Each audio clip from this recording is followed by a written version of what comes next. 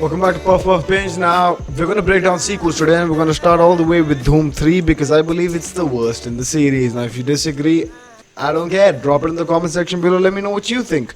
But Doom 3 by far is horrendous. Now, this series is different, it's unique, and it is going to stay that way because I have a book in which I write all of the criticisms that I have about the said movie. Now, I'm going to jump straight into it because I ain't going to waste nobody's time. The starting sequence of the movie is disgusting. It could have been a billion times better considering the fact that they had such an intriguing character with what's his name again? Ali? That's his name in the movie, right? What's his name? Udit something? I'm gonna put it up on the screen, so forgive me there. But either way, we've got Abhishek Bachchan in the movie opposite Amir Khan, and the supporting role is the guy who's always been there. So the starting plot of the movie is absolutely horrendous. Could have been a billion times better, but what can you say? Alright, it was a choice that Yash Raj movies made. Fine, I give them that. What I don't give them is when they try to duplicate the fact that an R15 jumping a ramp looks exactly like a BMW S1000RR. Now, if you get bikes involved, you hit a nerve close to my heart, and I am not gonna tolerate that. It's that simple. How dare you believe that an S1000RR can be anything like an R15? Considering that you had to jump a ramp and all of that to show dramatic effect, are you telling me Yash Raj could not take the risk of doing that with an S1000RR? Connect some invisible cables on that bike and do it. Don't chicken out for a sequel that is supposed to be mind-boggling. This is stupid, considering the fact that you were technically sponsored by BMW because you've used nothing but BMW in the entire movie.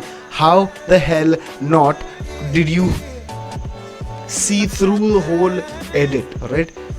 Okay, I'll even go as far as giving them the benefit of the doubt that when the movie came out, okay, hold on, when they were in the editing room, they saw the edit, they saw the R15 jump, they saw the quick cut to the S1000RR rolling out of the compound like, oh, nothing happened here. Are you telling me, sir, that you gave the green light to that shot? Because if someone can take responsibility for that shot, I believe that you should have been sacked from that project a long time ago. But that's just my humble opinion. Do with it what you want. Now, the horrible introduction scene of Amir Khan. The way he's running down the building. Alright, you're rappelling down a building, okay? You're rappelling down a building, considering that you have a pulley up there, or even if you don't have a pulley up there, right? You're free rappelling down, you've got a support. Why do you need to then do this on the wall? Okay, you want to show dramatic effect? Then show dramatic effect by showing him touch his feet to the wall. You cannot do this. And you cannot expect people to buy that. That is not how this works. Alright? Immersiveness is very essential. And if the opening sequence of the movie, which you hyped up so much by saying that Amir Khan is going to be the best bad guy of all time, he can't even run on a building with a straight face. The face that he makes while he's running down a building, if that is the face of a villain, then oh my god, this movie was in it from the beginning. But I sat through it. Nevertheless, we're gonna go to the scene in which they show that the entire movies are based around the fact that Amir Khan has a body double. Now, this works well for the plot.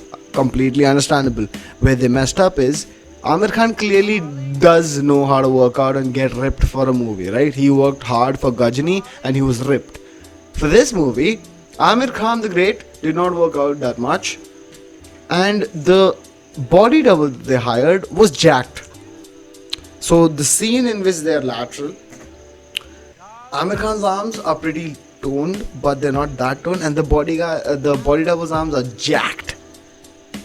Now, considering the fact that you are trying to sell an identity quotient, how in the hell did you overlook something like that?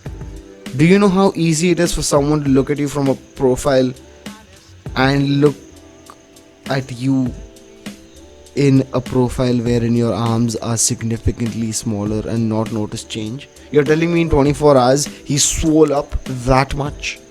Nobody's gonna buy that, especially a trained cop who's already has his entire plot played out, leaning him towards the whole I am going to doubt you with everything I've got agenda.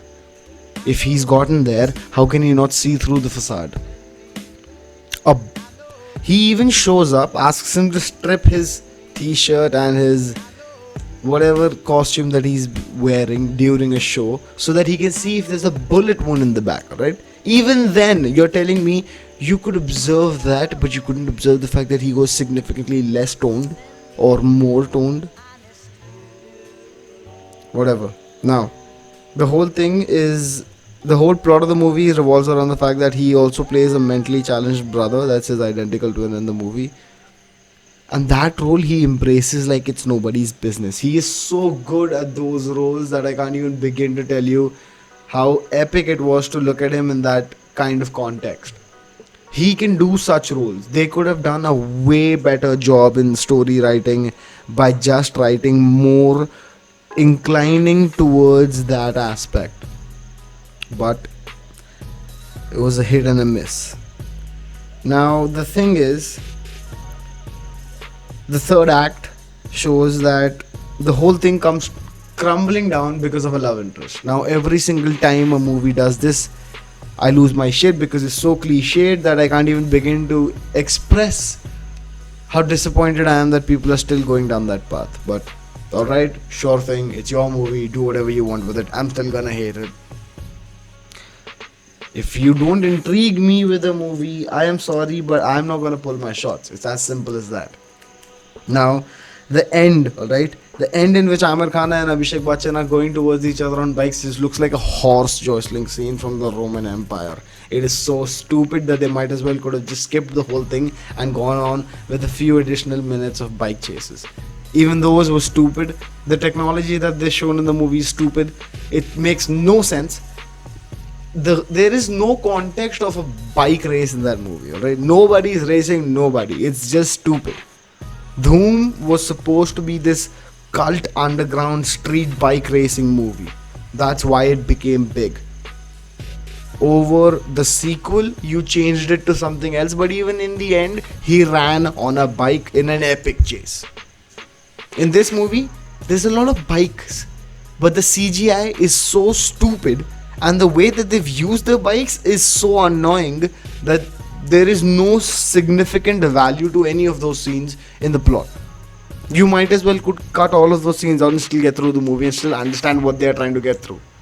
So I'm just disappointed in the third part. I hope that the Dhoom series as a whole can pull back. Stay tuned for Dhoom 2 because we're going 3-2-1. The worst, the second worst, and the best. In my opinion, this has been Puff Puff Binge. My hair is in the way as always. My hair dye is lost. I can't help it. But I'll see you guys real soon. Peace.